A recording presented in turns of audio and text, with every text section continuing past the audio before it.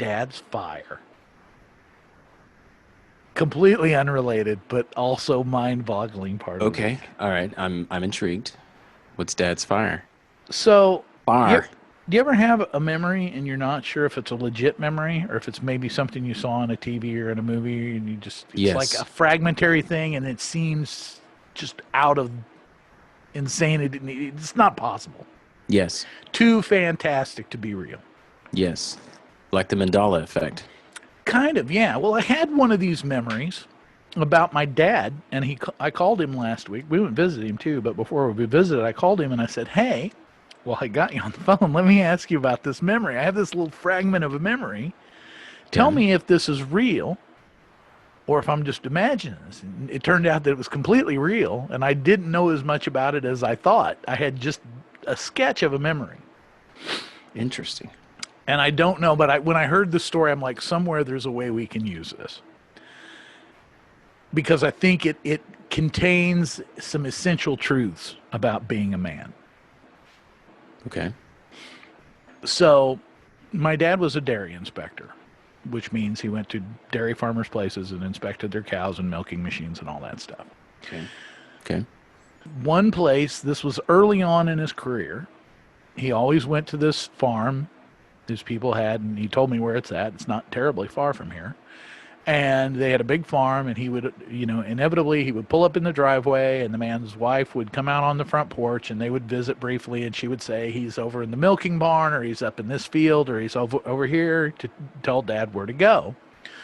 So Dad, on his regular course of doing things, pulls up in the driveway, and the woman comes out the front door, and as she does, the house goes up in flames like an explosion. Fire This is shooting for out the real. windows, totally for real. This is why I didn't think it was a real memory. I thought I had extrapolated, mixed together some things, something from a movie and something else. Yeah. Absolutely really happened.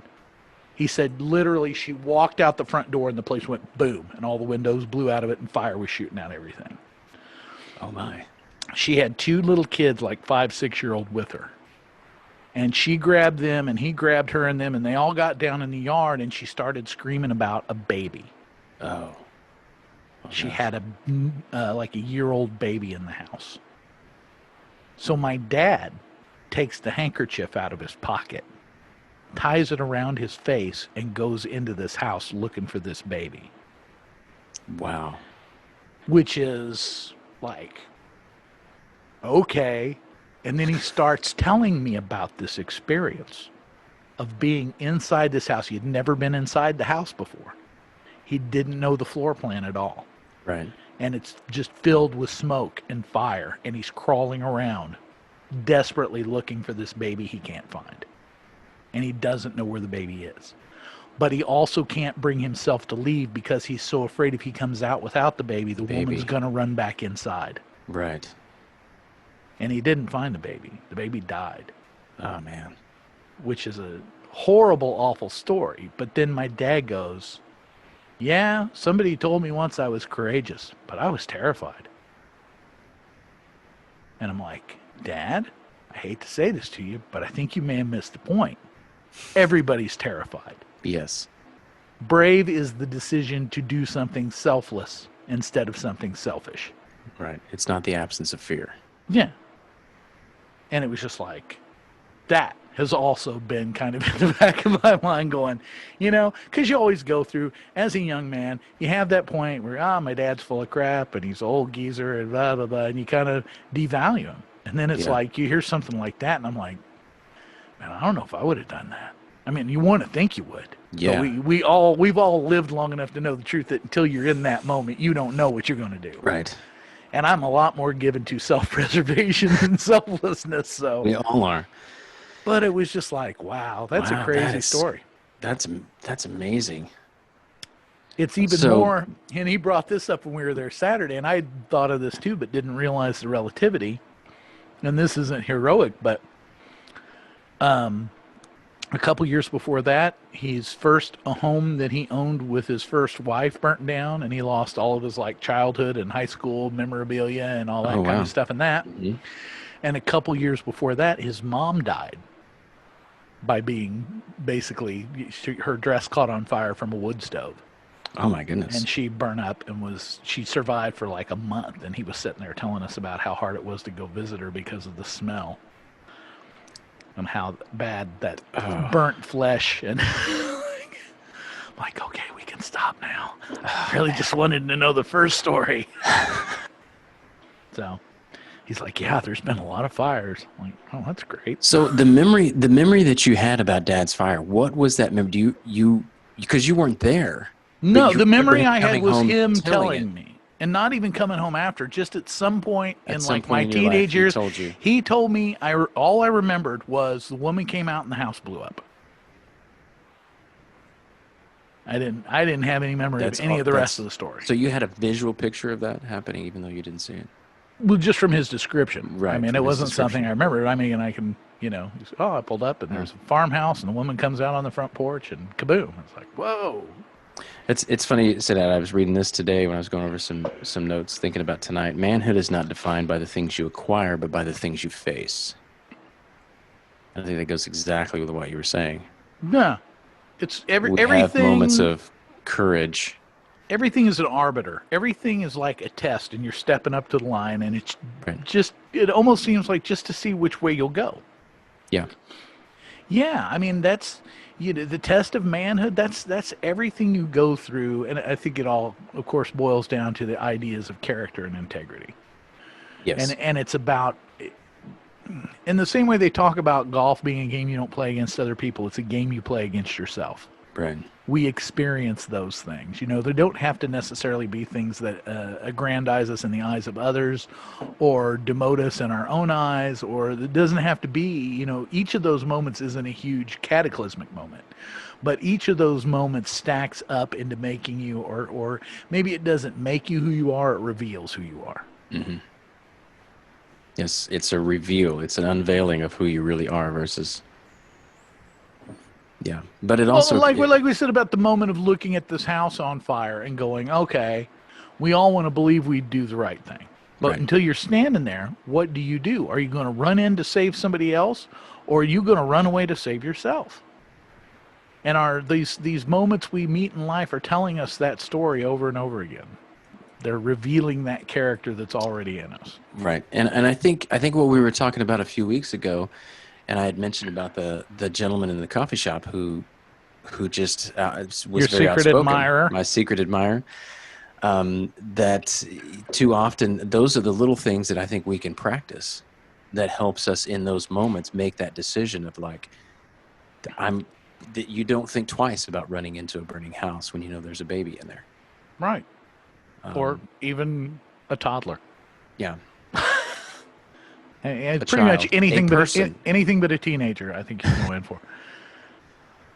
So it was funny because before you got to the part about the baby, I was really thinking, oh, this is turning out to be a man should always carry a handkerchief.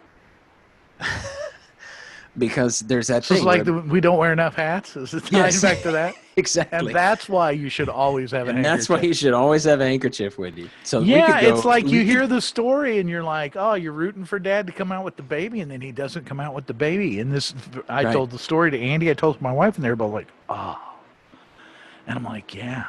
What do you think that felt like for him? to I not come mean, out with that to baby. have done it, to have faced the fear, and to have gone in and Right, tried to sacrifice, well, not try to sacrifice yourself, but be willing to make a sacrifice of yourself right, and right, then come up empty handed. right. But the win, and here's where we always think that the win is coming out with the baby. But that wasn't the win. The win was going into the fire. That was where he overcame the fear and he won the moment by running into the flames and the burning house. Where we always think we go forward and thinking, oh, well, he didn't come out with a baby. What good To, was it? to you and me, as observers, true. Yes. To him, But to the individual, because I've never had to run into a fire I've never to run save into a somebody. fire, but I've been in lots of situations like those where coming out with the baby would be the burden I would carry for the rest of my life. And How, as a person, this is just my personality. That failure or perceived failure to me would outweigh any of the good I had done in my own mind. So right, and that's what I think. I think that anyone who's going to run into the fire is going to immediately think, I have got to come out with this baby, like your dad was thinking at that moment. But then we don't. We think it was failure. So you're saying that that's what you'd live with for the rest of your life, the fact that you didn't get that baby? Right. Knowing myself, there's a great likelihood Right. that And that would I be the think thing. That would be the takeaway I would take. I I hope that's not what he took away from it. right, But but I think that and what I was saying is I think probably 75 or greater, 95% of people would feel the same way. Because I think there are still a lot of good people in the world, and I think a lot of those people would do exactly the same thing that your dad did, thinking that that was just the thing you're supposed to do, and that absolutely. the failure was not coming out with a baby. Where I believe that the win of that moment was the fact that you went into the fire, Yeah. didn't think twice. You grabbed the handkerchief, put it over your head, put it over your face, went in. You were masked. You had a mask on, so it was sanitary. Only Well, and relevant in this time. yeah, and I think probably I would have to imagine that even for the parents of the kid that lost the kid, they would say, "No, you did everything you could." Yes, exactly. But like I said, for us as observers, we go, "Yeah, no, you won. You won because you went in there." But I also know because We I all know who would. I am. We Yeah, I all don't would be know, that way. but yeah, that would be the thing that would hang on me. Right. And I think about I think about a lot of things about my dad and his upbringing and different stuff. But I think about that and I'm like, I wonder how much that informed who my dad was. That's interesting. So did you have any other conversations about how he felt not being able to save the baby's life? Not really in depth. Just that he, like I said, he said that people had told him that he was courageous. That he talked about how panicked he felt inside the house, Right. knowing he didn't know where he was or where he was going or what he was looking for, and that Right. that fight or flight thing at that moment's got to be just banging the gongs to get you to run out of there. Right. And you're still able to think, but if I come out without that baby, that woman's going to run back in. I can't even imagine having that level of thought clarity in a moment like that. Not just being, crapping in your pants. Exactly. I said the whole thing, it's like I can go back to it over and over again and like address it. Every time I come back to it, it's fresh. And not the story itself, but the things I'm able to take away from it. Right. And at what point, I'm thinking about what point in that moment in the fire do you go, I got to get out. Yeah. I can't, I'm done. I'm I'm going to be another casualty. What point do I don't know. It's just interesting. Here's Interesting until you're in that situation, you don't know. Yeah. Here's what came to mind as you were just saying that. I had a conversation with someone a couple weeks ago regarding my most recent church exit. And I said, here's Exodus. something. Yeah. I said, here's something that you probably wouldn't know about me and might not find it very easy to accept. But for me, it would be easier to stay than to leave. And I thought about my dad in that moment. It would be easier to stay in the fire Than and to die come out than empty-handed. to come out empty-handed. There's a lot of truth in that, man. In many situations. It's so weird, man. It gives me almost the heebie-jeebies. It's like I'm almost discovering Yeah. something about myself by looking at my dad. Oh yeah. Because you are the same person. I mean, you wind up being. Yeah. However unfortunate or fortunate that may So be. anyway, I didn't mean to drag you down that particular road, but it's just been, man, my mind has just been a No, buzz with that. no. Let's talk about the things that are relevant in our lives. Let's not Okay. make up a bunch All right. of stuff that we don't Well, have to. I Because didn't. It turns out I didn't make any of that up. That all we don't have turns to out force. be true. We don't have to force ourselves to talk about things that aren't relevant at the moment of our lives. Let's talk about something because there are Right. people out there that are going, "Holy cow! I thought There are about people that." out Or there I've going, had that. these losers are on Spotify now? Maybe I should go listen to it and see what they're talking about. Why are these? Somebody's guys doing dad went into a house fire. Terrible. World's worst podcast. No,